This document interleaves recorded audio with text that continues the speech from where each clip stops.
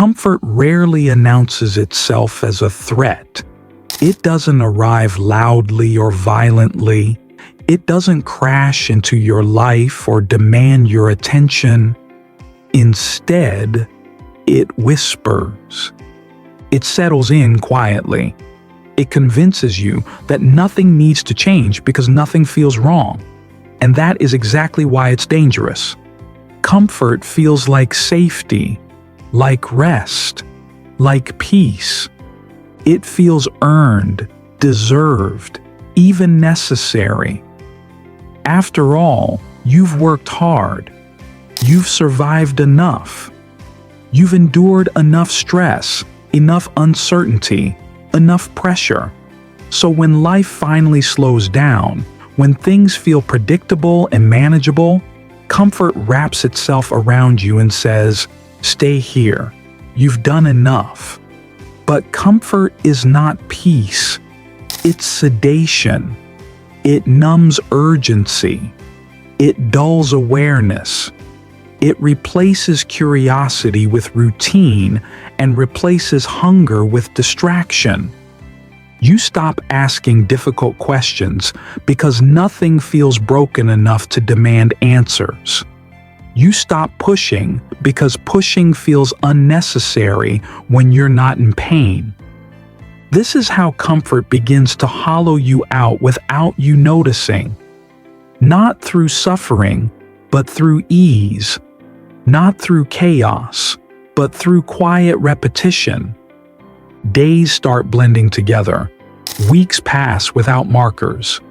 You tell yourself you'll grow later, change later, start later. There's no rush. There's always time. And slowly, almost imperceptibly, your life stops expanding. You don't fall behind. You don't fail. You simply stop moving forward. And because nothing feels wrong, you assume everything must be right. This is the illusion. Comfort convinces you that stagnation is stability, that avoidance is balance, that staying the same is wisdom. But deep down, beneath the calm surface, something begins to ache. A subtle tension. A quiet dissatisfaction you can't fully explain. That ache is growth knocking, and comfort is teaching you not to answer. Comfort works because it speaks the language of the brain. It aligns perfectly with how humans evolved to survive. Your mind is wired to conserve energy, avoid risk, and repeat what feels familiar. Comfort checks every box. The familiar feels safe. The predictable feels controllable. The known feels manageable. Even when something limits you, if it's familiar, your brain prefers it to uncertainty. This is why people stay in routines they've outgrown, habits that no longer serve them, and lives that feel small but safe. Comfort disguises fear as logic. You don't tell yourself you're afraid of growth. You tell yourself it's impractical. You don't say you're scared to change. You say the timing isn't right. You don't admit you're avoiding discomfort. You convince yourself you're being patient. Comfort reframes inaction as maturity. It teaches you to equate calm with progress and stability with success. It encourages you to protect what you have instead of building what you want. And the more you listen, the more your world shrinks to fit the boundaries of what feels easy. Over time, your tolerance for discomfort weakens. Small challenges feel overwhelming. Uncertainty feels unbearable. You become efficient at managing your current life, but resistant to expanding it. This is why comfort is addictive. Not because it feels good, but because it removes friction. And friction is where growth lives. Without friction, muscles weaken. Without resistance, minds soften. Without challenge, identity stagnates. Comfort doesn't destroy you outright. It slowly erodes your edge. And the most dangerous part is that it rewards you for staying still. It tells you that you're being responsible, grounded, realistic. Meanwhile, the person you could become waits on the other side of discomfort, unheard. The cost of comfort isn't immediate. That's why it's easy to ignore. You don't wake up one day suddenly diminished. You drift there gradually, through a series of small choices that feel harmless in isolation. You choose convenience over effort, familiarity over curiosity, short-term relief over long-term growth. None of these choices feel destructive on their own. In fact, most of them feel reasonable.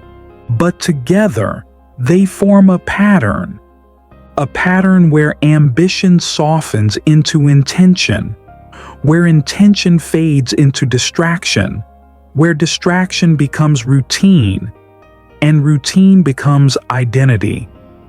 You stop feeling challenged, so you stop feeling alive. Not unhappy, just muted, neutral, comfortable. Days pass without urgency. Goals feel distant, optional, abstract. You tell yourself you're content, but contentment without growth slowly turns into emptiness. This is the hidden cost. Comfort doesn't just limit what you do, it reshapes who you believe you are. You start defining yourself by what you can manage rather than what you can become. Your self-image contracts.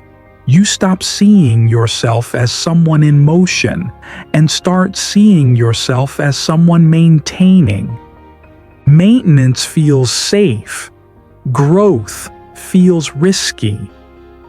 And so you maintain, you preserve, you protect. Until one day, you look back and realize you've been preserving a life that never fully challenged you, protected a version of yourself that never fully expanded. That realization doesn't arrive gently. It arrives with regret. Not regret over failure, but regret over unused potential, over roads not taken, over effort never invested, over growth postponed until later, a later that never came. Growth is uncomfortable by design. It requires tension, stretching, uncertainty. It demands that you operate without guarantees and move without perfect clarity. And this is exactly why comfort resists it. Growth asks you to confront your limits instead of working around them. It exposes weakness instead of hiding it. It forces you into situations where you don't yet feel competent, confident, or in control. Comfort says, stay where you know the rules. Growth says, step into what you haven't mastered. This friction is not a flaw, it's the signal. Discomfort is how your nervous system learns that something new is happening. It's how your mind rewires. It's how capacity expands. Every meaningful skill you've ever developed began in discomfort. Every identity shift you've ever made required unease. Confidence itself is built through repeated exposure to uncertainty, not avoidance of it. But comfort trains you to misinterpret discomfort as danger. You begin to associate growth with threat instead of opportunity. You avoid challenges not because they're impossible, but because they disrupt the calm you've grown attached to.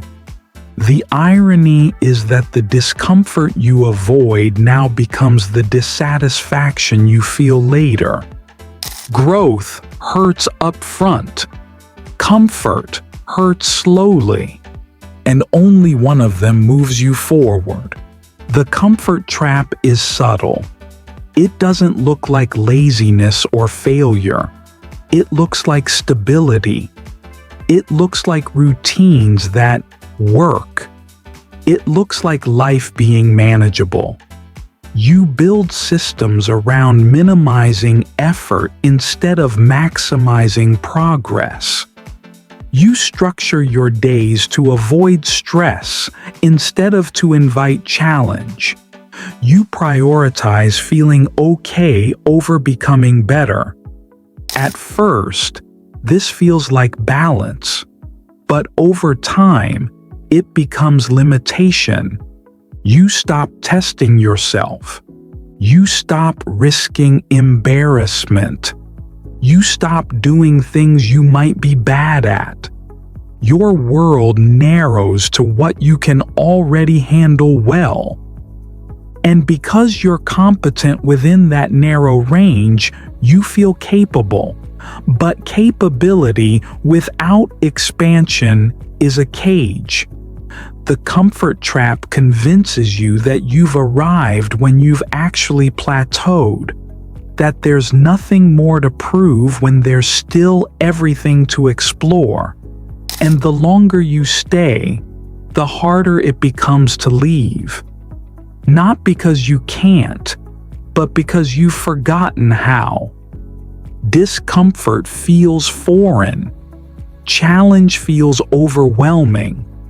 Growth feels exhausting before it even begins. That's the trap. Escaping comfort doesn't require burning your life down. It requires deliberate friction, intentional discomfort, small chosen challenges that stretch you just enough to remind your system how growth feels. Discomfort becomes powerful when it's chosen. When you step into difficulty on purpose, it transforms from threat into training. You stop running from unease and start using it as feedback. You begin to recognize that the things you resist most are often the things that matter most. This is where growth regains momentum. You begin doing things before you feel ready. You allow yourself to be bad at something new. You tolerate uncertainty without immediately trying to escape it. You let discomfort exist without treating it as a problem to be solved. Slowly, your tolerance expands. What once felt overwhelming becomes manageable. What once felt impossible becomes familiar. Comfort loosens its grip. You don't eliminate comfort. You redefine it. Comfort becomes something you earn after effort, not something you hide inside to avoid it. True safety is not the absence of discomfort. It's the ability to handle it. A life built entirely around comfort is fragile. The moment disruption arrives, change, loss, challenge, everything collapses.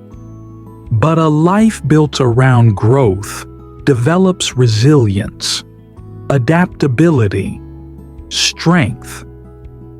Real safety comes from knowing you can face uncertainty and survive it, that you can struggle and recover, that you can fail and adapt.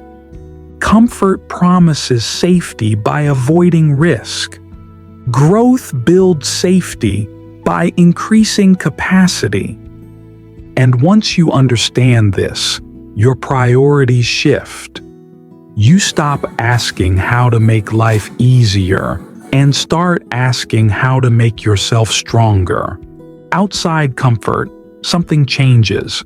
Not all at once, not dramatically, but steadily, like a slow recalibration of who you are. You begin to trust yourself more. Not because life suddenly becomes easier, but because you become someone who can handle difficulty without collapsing under it. You stop needing certainty before you move. You stop waiting for reassurance before you act. You realize that strength isn't the absence of fear, but the willingness to move forward while it's still there. Your confidence shifts. It no longer comes from approval, validation, or the illusion of control. It comes from experience, from knowing you've been uncomfortable before and survived it, from remembering moments where you didn't think you were capable, yet somehow proved yourself wrong. This confidence is quieter, but heavier. It doesn't announce itself. It doesn't seek attention. It simply exists, grounded, stable, unshakable. Your calm changes too. It's no longer the calm of avoidance or numbing. It's no longer the peace that comes from staying small, staying safe, staying hidden. It's the calm that follows effort. The stillness that arrives after you face something difficult and didn't run. The kind of calm that feels earned, not borrowed. You stop needing distractions to silence your thoughts because your thoughts no longer feel like threats. Outside comfort, your relationship with struggle transforms. Struggle stops feeling like an enemy and starts feeling like information. A signal, a sign that you're expanding beyond what you used to be able to handle. You no longer ask, "How do I escape this?" You ask, "What is this teaching me?" And that single shift changes everything. You stop chasing ease. You stop organizing your life around convenience. You begin building meaning instead. Meaning that comes from effort, from challenge, from doing things that demand something from you. You realize that fulfillment doesn't live in comfort. It lives in engagement, in responsibility, in choosing to care deeply about something difficult. And in that engagement, you meet a version of yourself that comfort could never introduce you to. A version that thinks more clearly under pressure. A version that adapts instead of panics. A version that can sit with uncertainty without needing to immediately escape it. Sharper, braver, more capable than you imagined. Not because you became someone else, but because you finally stopped protecting yourself from growth. This version of you doesn't exist in ease. It doesn't appear in routines designed to avoid discomfort. It only emerges when you step beyond what feels safe and allow yourself to be shaped by challenge. That person is not waiting for permission. That person is waiting for you to step forward. And that version of you only exists beyond comfort. Every day, you choose between comfort and growth, not once, not dramatically, but quietly, through small decisions that compound. Comfort will always be available. Growth will always ask more of you. The life you want lives on the other side of chosen discomfort, not in constant suffering, but in meaningful challenge, not in endless struggle, but in forward motion. Comfort is not evil, but addiction to it is. And once you see that clearly, you can no longer unsee it. The question becomes simple. Will you stay where it's easy, or step into who you're meant to become? Because comfort will keep you safe, but growth will set you free.